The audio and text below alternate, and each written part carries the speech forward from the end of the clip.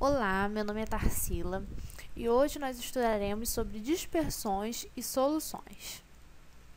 Para você melhor entender essa aula, é importante que você conheça os seguintes assuntos: o que é um sistema, substância simples e substância composta, mistura homogênea e heterogênea e também ligações químicas.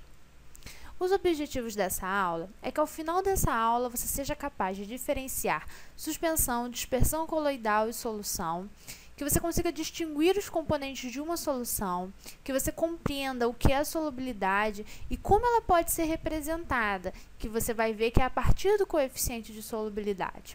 Que você também consiga interpretar gráficos de curva de solubilidade e classificar as soluções de acordo com a proporção do soluto e com o grau de saturação também. Aqui nós temos um vocabulário. Esse vocabulário ele também tem conceitos.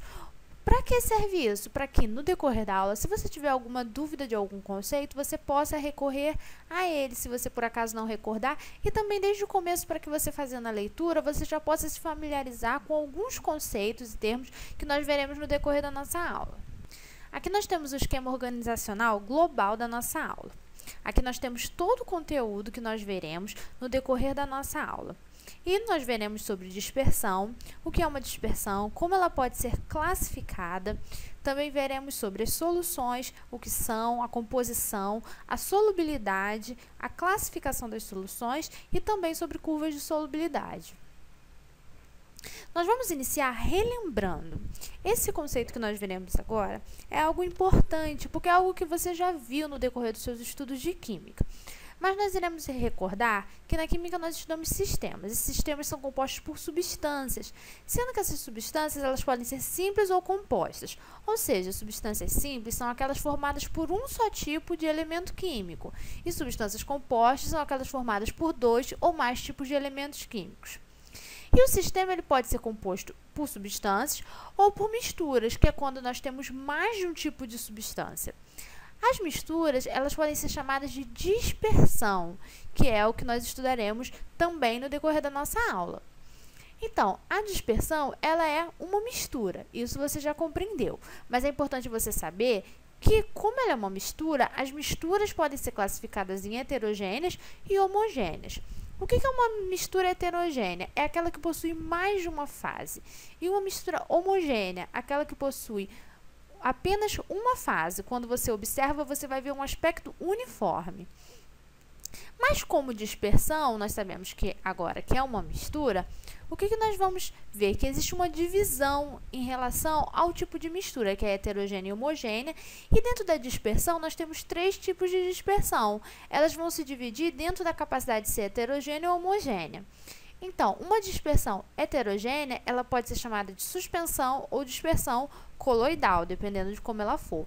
E uma dispersão que seja homogênea, ela vai ser chamada de solução, que é a solução verdadeira.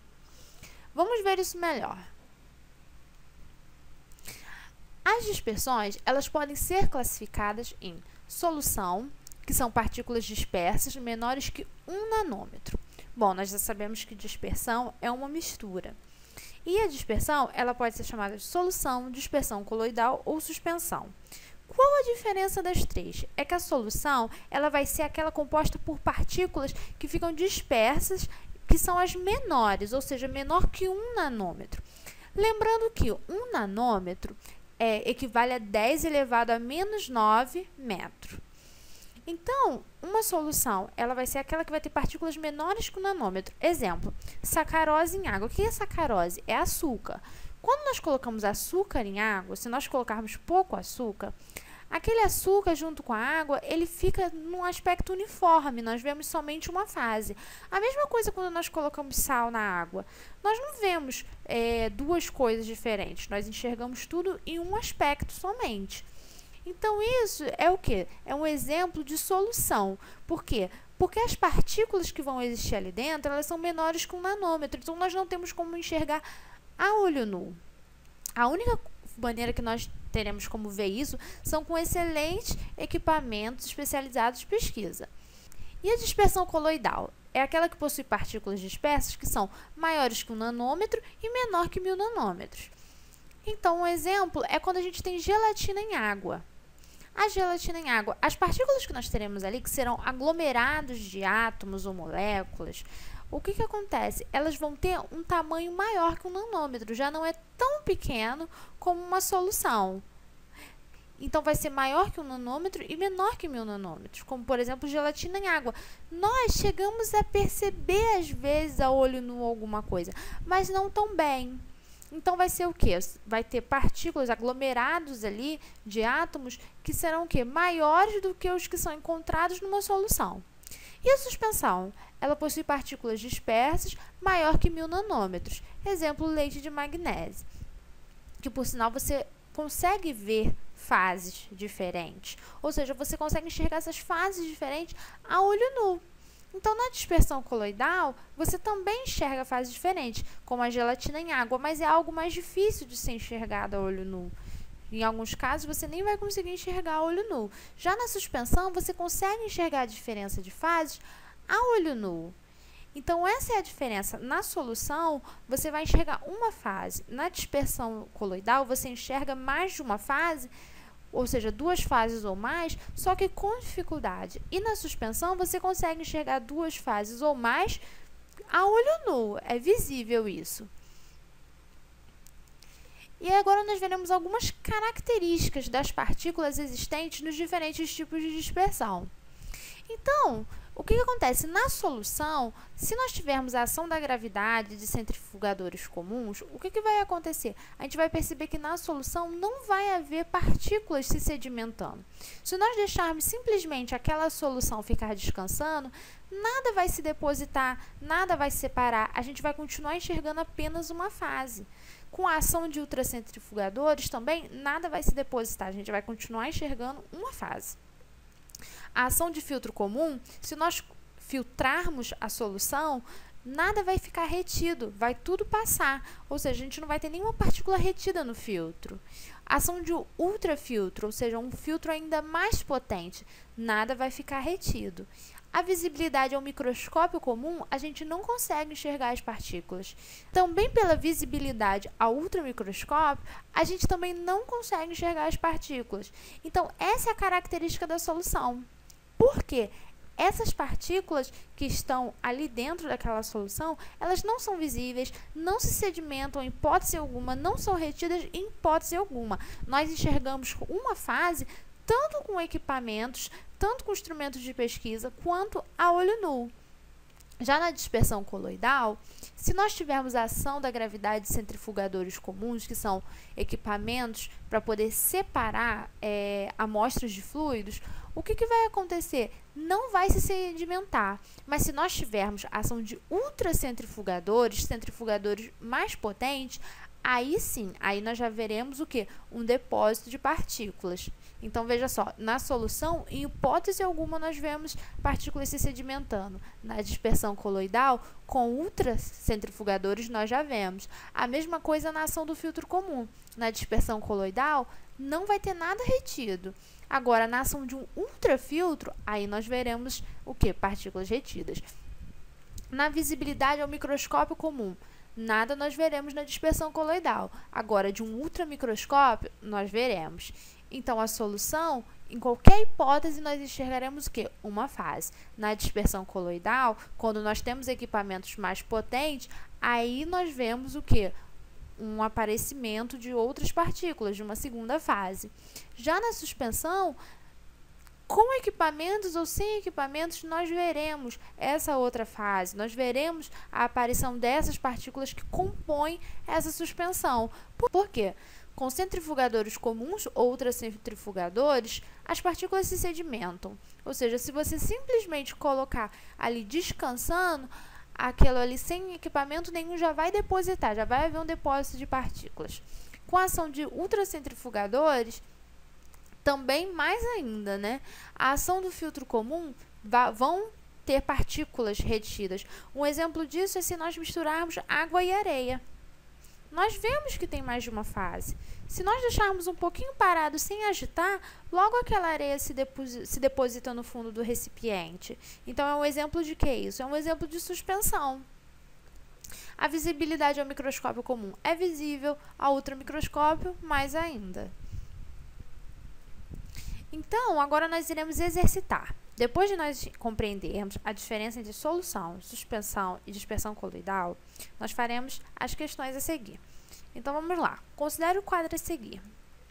Nós temos aí propriedade da dispersão A, da dispersão B e da dispersão C. Então, a natureza da molécula da dispersão A dada no exercício diz que são átomos, íons ou pequenas moléculas. Já na dispersão B, são macromoléculas ou grupos de moléculas. E na dispersão C, partículas visíveis a olho nu. A propriedade da dispersão A em relação ao efeito da gravidade é que a dispersão A não sedimenta, a dispersão B não sedimenta e a dispersão C sedimenta rapidamente. Uniformidade, ou seja, o aspecto uniforme de uma só fase, tudo por igual, na dispersão A é homogênea. Na dispersão B, não tão homogênea e na dispersão C, heterogênea. E a separabilidade? Na dispersão A, não há como ocorrer. Já na dispersão B, ocorre com filtros especiais. E na dispersão C, com filtro comum. Logo, nós podemos afirmar que... Então, aí nós temos essas 5 opções. E aí nós temos que definir se A, se B ou se C, quem é a solução verdadeira, quem é a suspensão e quem é a dispersão coloidal. Vamos resolver. Nós temos a diferença, que nós já compreendemos os conceitos de suspensão, dispersão coloidal e solução. Então, vamos observar a tabela que o exercício ele nos dá. Diz que a natureza da molécula na dispersão A é o quê? Átomos, íons ou pequenas moléculas. E o que acontece? Isso é o que nos diz o exercício.